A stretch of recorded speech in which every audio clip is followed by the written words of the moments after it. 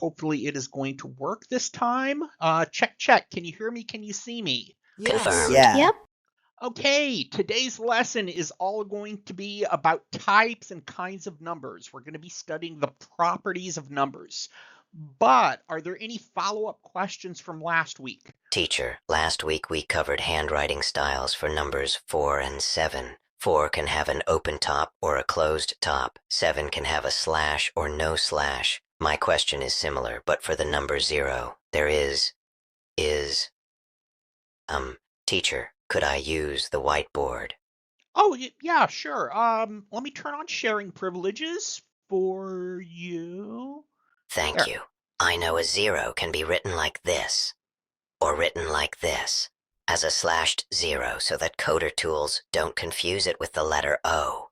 But I also saw this character, and through context, it seemed to not mean the number 0. Oh, yeah, absolutely right.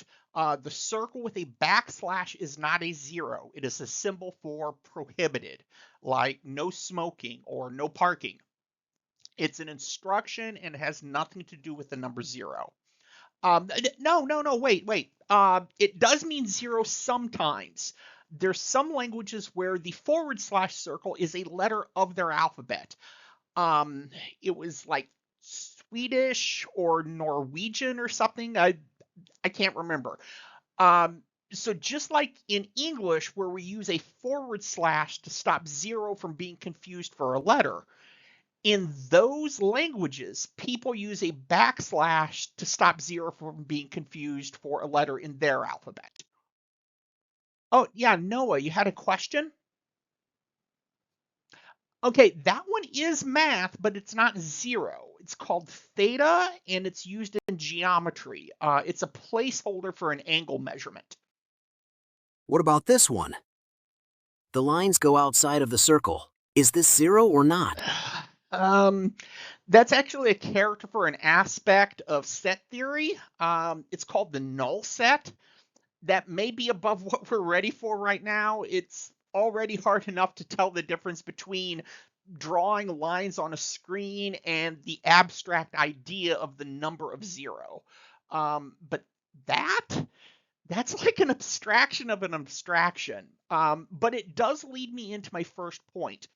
Let's talk about how humans grow into using abstractions. Let me clear the screen.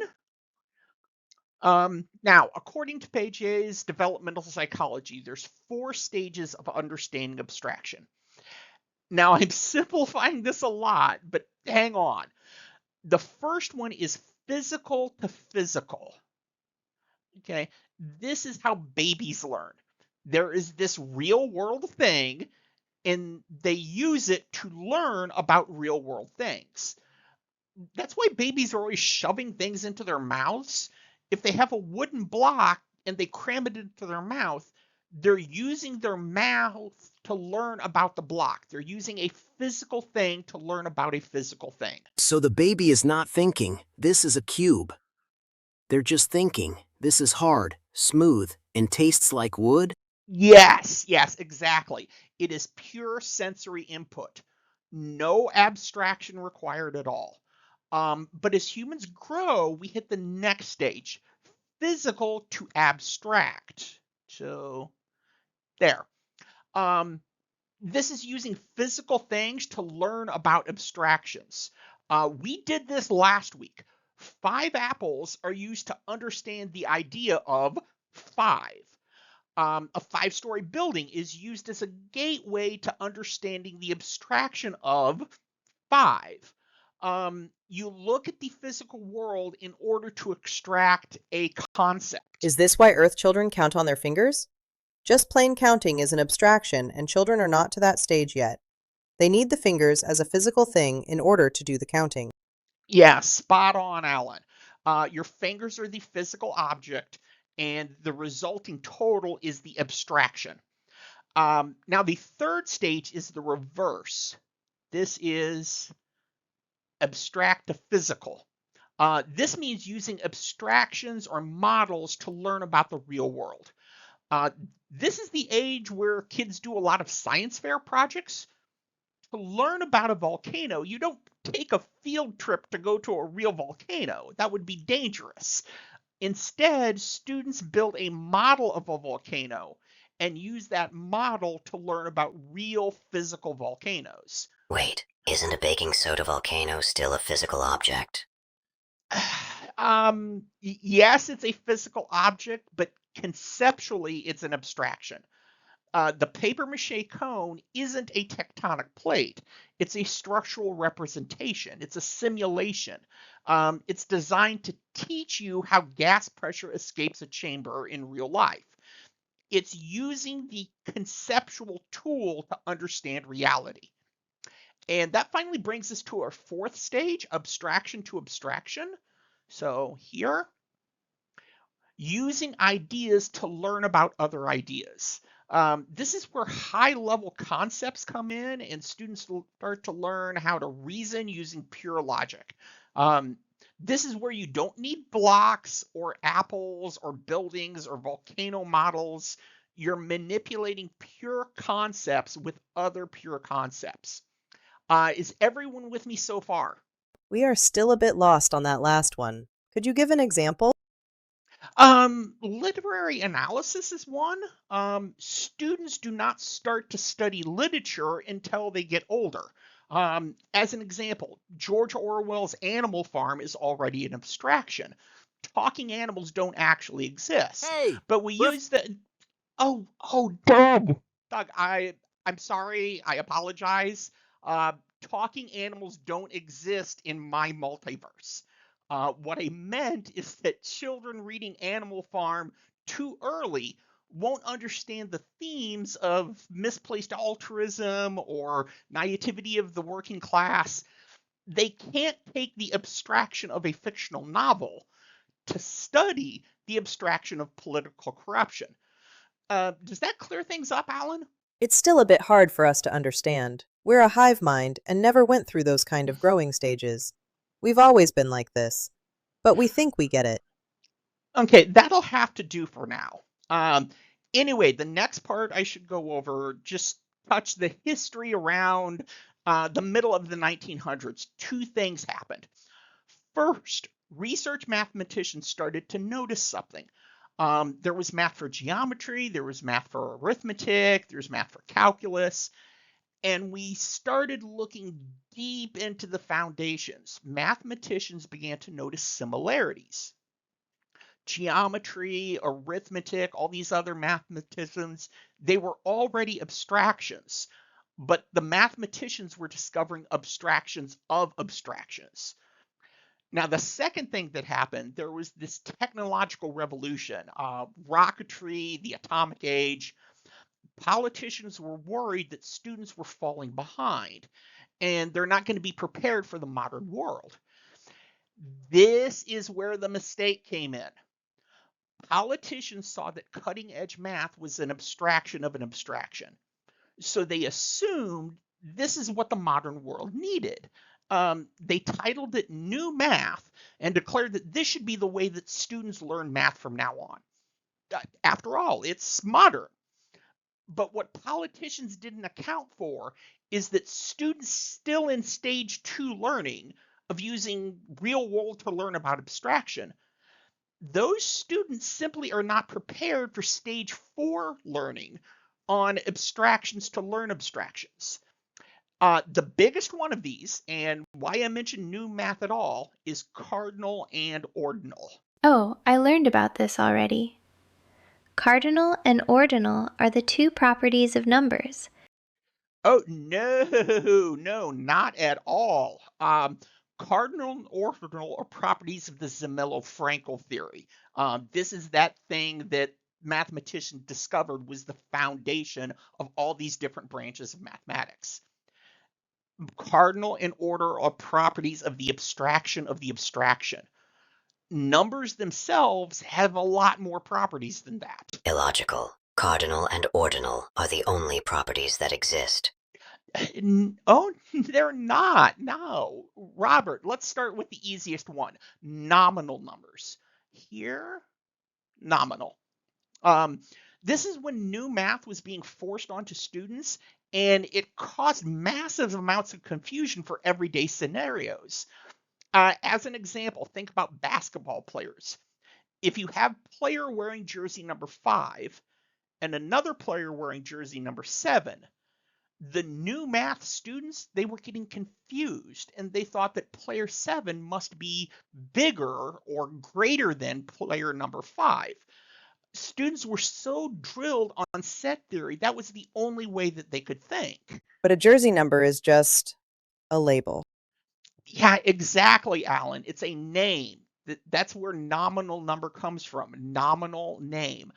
Names are absolutely a property of numbers, but it's a property that is neither cardinal nor ordinal.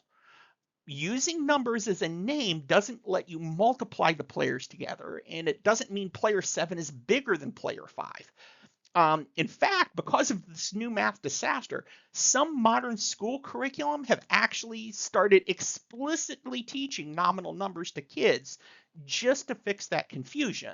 Okay, so there is cardinal, ordinal, and nominal. But surely that is the full list of the properties of numbers. Oh, not even close. We're just getting started. Let's examine a strange sentence. The sentence is, more people have eaten sushi than I have. What's so strange about that? It seems reasonable. Okay, Alan, if it's reasonable, then what does it mean? Well, we have never eaten sushi, but let's just say it's a typical person. How many times would a normal person eat sushi? That may be about 40 or 50. But compare that to the number of times someone in the world has eaten sushi. The top record holder may have eaten sushi thousands of times, maybe even tens of thousands. And if 40 is less than the number of times that person has... Oh, wait, no. It's not the number of times a person has eaten sushi. It's the number of people in the world that have eaten sushi. So that's millions. Compare that to just one person. Millions is bigger than one. That's not right either. It's the number of times and the... Hold on, this doesn't make any sense. Yeah, gotcha. So number of times I ate sushi is a cardinal number. And the number of people that ate sushi is a cardinal number. But because we can't compare them with the greater than operation, they must be different kinds of cardinal. This sure seems like floors in a building. If I walk up 2 flights and walk up 3 flights, that's 5. And if I'm on floor 2 and walk up 3 flights, that's also 5. But if I'm on floor 2 and also on floor 3, that doesn't mean I'm somehow on floor 5. I can't add together 2 and 3 in that way. So floor 2 and floor 3 are cardinal numbers, but they're not the same kind. Well, almost, Doug. Floor 2 and floor 3 are cardinal numbers. But don't forget, we have words like first floor and second floor. The words first and second are ordinals. Teacher, if there is more than one kind of cardinal, does that mean there is more than one kind of ordinal? Yes, there absolutely is. Think about how we described making a database. I can say, first, create the database fields. Second, add data to the fields. That sentence works exactly the same way if I swap the words first for firstly. Firstly, create the database fields. Secondly, add data to the fields. But are those actually 2 different flavors? Both first and firstly mean the exact same thing, so they aren't really different.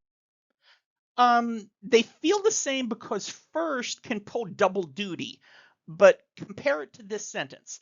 The first database is for student records, and the second database is for course grades. You absolutely cannot say the firstly database is for student records, and the secondly database is for course grades. Illogical. It cannot happen that first and firstly mean the same thing, and also do not mean the same thing. Either they are the same or not the same. Robert, you're thinking that numbers are math. This is language rather than math. And in language, we absolutely can have one word mean different things depending on context. Yeah, it's like first is a shapeshifter. Sometimes it acts like a physical pointer, and sometimes it acts like a step-by-step instruction manual. Exactly. In English, some context means first and firstly are both the same kind of ordinal. But in other contexts, first and firstly are different kinds of ordinals. And it's that other context that shows there is more than one kind of ordinal. This is really opening up new possibilities. But back to nominal numbers.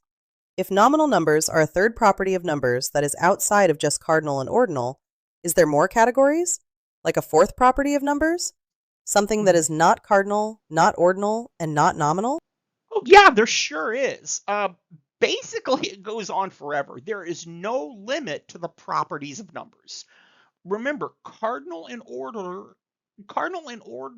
they're just properties inside of set theory. They're not properties of numbers directly. To answer your question, another easy category to think is collective numbers. Collective numbers. There. Collective numbers are words like pair or dozen. The word pair means two, but it's not a cardinal two, it's not an ordinal two, and it's not a nominal two. It's two from the aspects of grouping or collections. We're lost. Could you give us some other example? Consider the sentence, I own 5 pair of shoes, and the sentence, I own 10 pair of shoes. Those don't mean the same thing. Illogical. 5 multiplied by 2 is 10. Both statements convey identical information. No, Robert, because if you say you own 10 shoes, I would assume you have a giant, chaotic pile of mismatched left and right sneakers. Or maybe you're a cartoon centipede. But if you say 5 pairs, you are telling me those objects are structured into functional sets. Trust me, I'm really into shoes. Like literally, I'm into shoes. Okay, now we're on a roll. Even pair is not the full list. Consider dual. A person can have dual citizenship passport and not pair citizenship passport. Both words mean two, and both words mean groups of size 2. So that means collective numbers also have 2 different styles. Hey, we remember this when we were studying jazz music. There is a jazz duo, a jazz trio, a jazz quartet, and so on. But it can't be called a jazz pair. And figure skating is the opposite of jazz. It's pair figure skating, but not duo figure skating. Yes, you're starting to crack it all wide open now. What about words like double, triple, or quadruple? What property of numbers are those? Or the opposite, half, third, quarter. Third is another example of ambiguity. The third of half, third, quarter is not the same property as the third of first, second, third. Now you're starting to see properties of numbers are not just cardinal and ordinal. It is infinite. We can dream up property after property after property with no end. Once, twice, thrice. It's uncommon to say thrice, but it still counts. Colors, primary, secondary, and tertiary. Poppy, careful. Those aren't just for colors. If we're doing research, we have things like primary source and secondary source. Unary, binary, ternary. Simplex, duplex, and triplex. Yeah, I'm so proud of all of you. Yes. When schools teach the properties of numbers, it's not just a mistake of teaching abstraction to children who can't yet understand abstraction. It's also deeply limiting. It trains students to think that there are 2 and only 2 properties of numbers, when the truth is there's infinite. Let's close this up with one important property of numbers that we haven't covered yet, and we haven't covered it because it doesn't exist in English. Wait, a language can just not have something? Well, think back to what we said at the very beginning, 5 apples. That is not an abstraction, that is a physical thing. But if we remove the apples and just say 5 on its own, that's an abstraction. In English, we use the same word. We use the word 5 for both the real-world example and the abstract concept. But not all languages do that. So they have entirely separate words depending on whether they are touching a physical object? Yeah, exactly. The one I know most about is Irish. They use what's called disjunctive numbers. So there. This is a special grammatical form used only when a number is entirely detached from physical things.